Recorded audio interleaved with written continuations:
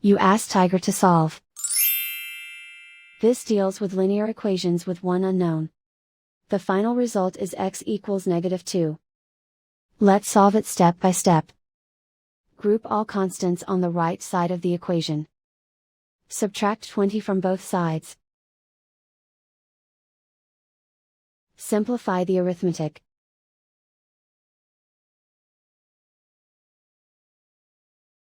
Isolate the x. Divide both sides by 8. Simplify the fraction. Find the greatest common factor of the numerator and denominator. Factor out and cancel the greatest common factor. And so the final result is x equals -2.